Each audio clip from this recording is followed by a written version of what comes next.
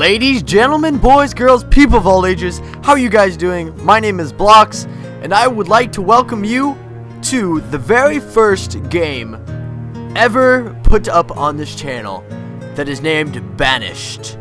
Now, this game isn't just like any other game that has been put up on this channel. This game is a city building strategy game where you control a group of exiled travelers who decided to restart their lives in a new land. They have only the clothes on their back and the cart filled with supplies from their homelands. Now, if you're curious where I'm getting this from, I actually got this game from Steam, hot off the press, for a total whopping of $19.99. You guys can get that right on Steam if you guys want. The game is amazing. Now I'm going to read a little bit of a chunk just to explain what the game is all about. Now, the townspeople are banished are your primary resources. They are born, grow older, work, and have children of their own, and eventually die. Keeping them healthy, happy, and well-fed are essentials to making your own town grow. Building new homes is not enough. There must be enough people to move and have families of their own. Banished has no skill trees. Any structures can be built at any time, provided that your people have collected the resources to do so. There is no money. Instead, your hard-earned resources can be bartered away with arrival of trade vessels. These merchants are the key to adding livestock and annual crops to the townspeople's diet. However, their lengthy trade route comes with the risk of bringing illness from abroad. There are 20 different occupations that the people in the city can perform, from farming, hunting, and blacksmithing, to mining, teaching, and healing. No single strategy will succeed for every town. Some resources may be scarce from one map to another. The player can choose to replant forests, mine for iron, and quarry for rock. But all those choices require setting aside space into which you can expand. The success or failure of a town depends on the appropriate management of risks and resources. Now, this game is right now open for the PC with anyone with a Windows 7 or Windows 8, and you guys can just check out all this other stuff on the Steam, which is going to be down in the link below. But now, without further ado, let's try and jump right into it. Now, with every good game, we try to get the tutorials down before we go. In this case, we actually did not. We have a game loaded, but we're not going to load it. This is a town that we recently just played on, just to kind of get the hang of it. But we're going to jump right into some tutorials and do one of these tutorials, and we're just going to show you guys how it's done. So, let's do it, and the very first thing is getting started. Learn the basics of the game, including camera movement, construction, basic buildings, assigning workers to jobs, and starting a new home. Loading. Look at. So if you're curious on what or who created this game, actually one guy created this entire game. Now, that is pretty amazing, and the fact that he has been working on this much longer than he expected, but he's only got one guy. So this game has been amazing since it's just him. So without further ado, let's begin the tutorial. Welcome to Banished. In this game, you control a group of exiled travelers who decide to restart their lives in a new land. You'll have to help them survive, though. Press the next button to begin. Whoa. Okay, at any time during this tutorial, you can access the option menu by pressing escape. From the options menu, you can save and load your progress, or change settings, or exit the game. See, there's the example. Now, here we go. So we click next. First, get familiar with camera moving around the landscape. You can move the camera around by using the WASD, kind of like in Minecraft. You can also move the mouse to the edge of the screen to move the camera. Whoa. Holy cow. Okay, next. You can rotate and view by pressing Q and E. Wow, I didn't even know that, and I was playing this game for like an hour. You can also rotate the view by holding the middle mouse button and dragging the mouse left or right. Whoa. That is sweet. I didn't know that. Oh well. You can zoom the camera in and out by pressing Insert and Delete. Insert, Delete. Insert, Delete. You can change the pitch of the camera by pressing the page up and the page down. Page up, page down. Page up, page down. Alright, so basic little key functions here. Like we said, you can press the escape button at any time. Now that you're familiar with the movement controls, it's time to start playing. The people you control need 3 things to survive: shelter, food, and a way to keep warm in the winter. You might notice that some people have these icons floating above their heads.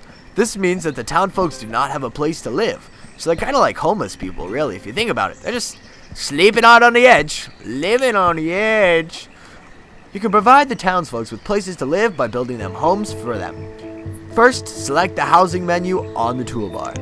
Alright, and now click a house. Select a wooden house and place it here. Alright, placing a building will leave a footprint where it will build.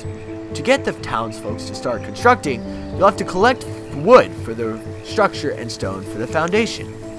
You can cut down trees and remove rocks by the landscape by using the destructive tool or by pressing F9. Now, there's hotkeys on here between F1 and F9 on your bar just in case you guys were curious.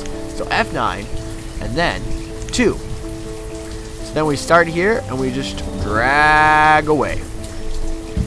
There we go.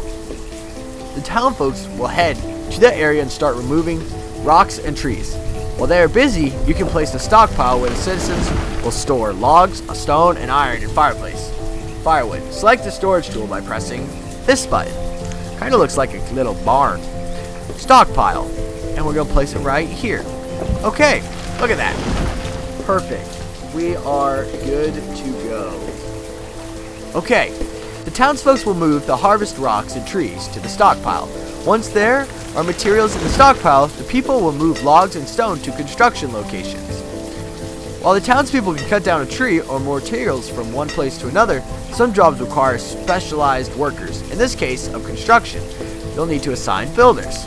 Alright, okay, so now builders. We're going to need 1, 2. Okay, and now we're going to need another house. Okay, using the button, move the house to the highlighted area and press the left mouse button. You may need to rotate the house to get them into position. You can do this by pressing R or T. So, there we go. R, T. Boom. Boom. Okay. Now, some of these take longer, so you can actually speed up the time, which is amazing. So press the forward button to 5 times. By getting used to modifying the game speed, you can slow down, pause, resume, and speed up in the simulation. Once all the houses are built, the tutorial will continue. Uh-oh, the reserve of stone is low. Okay, that's good to know. Okay, so I think you can actually go up to 10, and 10 is the maximum that you can do. So now we're just going to wait for all the houses to be built, and then the tutorial will continue. Perfect. So while these guys are doing a little bit, we might as well tell you guys some of the amazing features. So, as you can tell, there are a variety of different options. Once you create a new game, you're going to have the ability to choose your map size between large, small, tiny. And if you haven't noticed, this is going to take a long time to build. So, I mean, you may think, oh man, I'm going to want a large map because I'm going to build a huge city. However, there is going to be, it depends on how much you're going to build. You can play for 2 hours and maybe max out the small. And so what is this? It looks like a little snow leaf. Okay, great. You've built houses for all your town folks. That may have seemed like a lot of work for a few houses, but now you know how to build anything. To build any structure, place a building footprint. The citizens will clear the area and then collect enough resources to build the structure. As long as there are citizens assigned as builders, they'll take care of the rest. The people are going to need food, otherwise they'll starve. They can acquire food in a variety of ways. They can hunt, gather, and fish, plant crops, grow. Uh-oh. Spaghetti-o. Alright, with just a little bit of an error there, something popped up. It must have been a bug or something, but we got it taken care of, and we are back. So people have been eating. Now we need to create some food for these people. You can do this by doing what they said. Select on the fishing dock. And now we have to do a fishing dock. Alright. Now, then select professions. And we're going to need some fishermen. 1, 2, 3, 4. 4 fishers. You may notice this icon above some of the citizens' heads. This means that the workers you just assigned don't have a place to work. As soon as the fishing dock is complete, they'll start working there and the icon will disappear. Any window in the game can be used either dragging around or pressing the X button to exit out of it. So now let's begin. Wait while the fishing dock is built. You can use the time to change the game speed as to your liking. Once the fishing dock is complete, the tutorial will continue. So, here we go. Now let's boost this up. There we go. So now as you can see, the game actually is pretty in-depth for the fact that it shows you the buildings being built, and you have to survive harsh winters that, without suitable enough supplies, can cause your whole civilization to die. So, if you build roads, people will move slightly faster as they move from place to place. Place roads by selecting roads and bridges. Roads. And we're going to need to go from here on to there, and then to there. There we go. Okay, I think we need to do it all in all in one motion. There we go. Some builders can construct buildings will prepare the road for use. After they perform construction, the townsfolk will move faster when they travel on the roads. Alright. Now press the overview button. As we can see in the overview, you can see that the amount of stored constructing material, food, fire, wood, clothing. And you can also see current population, average health, and happiness, as well as the current weather. So we can see right here is the amount of logs, the firewood, the food, medicine, coal, stone, iron, tools, clothes, as well as alcohol. And then the happiness and the health. Uh-oh, our civilizations are dying. And you can also check the temperature. Now, in the United States, we go by Fahrenheit, so this is in Fahrenheit. You also can change the preferences to settings that you like between Celsius and Fahrenheit, which is pretty amazing. Now, as you can see, here's the weather since it's early summer or the season. And then you have the amount of years that your town has existed. And then you have the number of adults, students, and children. So, when the food and other consuming goods are produced, they need to store somewhere. Until now, the people have been placing everything in the cart they arrived with. You can place a storage barn that can hold. So let's do this. Storage barn. Okay, and now we need to do that. There we go, we were backwards. Uh-oh. If you look at the overview too, you can see that there aren't enough logs built to build the storage barn. You have to cut down more trees for the construction to continue. Alright, so we're going to have to take and cut down and harvest some more trees. Alright. And a woodcutter. We're going to need a woodcutter. Now these are really good because they help and the townsfolk are in danger of freezing to death. This icon will appear above their heads, kind of like it's right here. This means that they do not have enough firewood to keep them warm during the winter, so that family may actually die. Now we do not want that, so we're going to build this, which is going to benefit. Now we can come here and speed up the time to 10. This kind of just makes everything faster so you don't actually have to wait your time. Here you can pause the game, say you're making a horrible decision or you want to think about something and the game's going a little too fast for you. You can go right there and just take a pause. So then these things start to pop up. These are just little indicators saying what you have low. In this case, we have logs. Our wood is low because we didn't have enough wood. But now we have these guys cutting down trees. And as you see, another one just popped up, which means the reserve on stone is low. So that means we have to go over these stone mines and get some more. But for right now, we're just following the tutorial, so we don't have to. This looks cool. Got a little barn, and look at our little people go. This town is called Newsbury. Look at our barn. This is where all of our animals go. They're gonna sleep nice and tight in our warm city. Then you have some deer. Look at the nice deer. Uh-oh, some of these people need houses. They don't have enough houses to live in. Okay. So we still have our storage cart, which is pretty cool. Now, there are 3 different modes, as we just started is hard.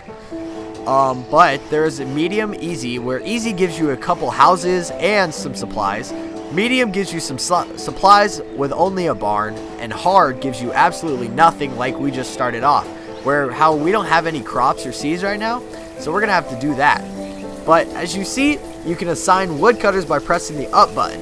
This at the same thing as changing the number of workers using the profession tool. Now up, where is it? Hold on. Oh, never mind. But there used to be where you can click, which we can't do it right now, but you can tell how many available workers you have to match up between. So the workers will start producing firewood. He or she will move logs from stockpiles to the buildings and cut them into firewood. The rest of the town's folks will use the firewood to heat their homes. So we're going to need to remove a structure, and we're going to remove our cart since we no longer need it. Now it says the reserve of tools is low. That's not good. Ruh-roh. Let's remove that. How long is it going to take to remove a cart? Oh yeah, not long. With some maintenance and a little luck, a small town like this will survive for many years. The children will grow up, become workers, and have children of their own. New houses can be built, and the town can continue to expand. If at any point you need help with something in the game, or a description of how a building or tool works, you can refer to the in-game help, which can be done right here with the question mark. Banished. Welcome to the world of Banished. Here is everything you'll ever need. This is going to tell you how about to deal with different things. Oh, excuse me. You can deal with resources, food production, but any questions you have can all be found right here, as well as what the game is itself. Now, you need to read some of the help references, or press next to play the next tutorial. And focusing on resource production and survival, press quit to return to the main menu. So, I'd like to thank all of you guys for watching our quick start, get ready to Banished. I hope that you all have enjoyed this mini-series. I'm going to try and continue this series and show you guys the next tutorial, and hopefully, at the end of this, create our very own city and see how long we can get it to go. I hope that you all enjoyed, so if you did, please click that big old like button down at the bottom. And if you guys are new to the channel, I would do it amazing if you guys hit that subscribe button. Thank you, and I hope you all have an amazing day. Hey, don't forget, please wash your hands. Bye now.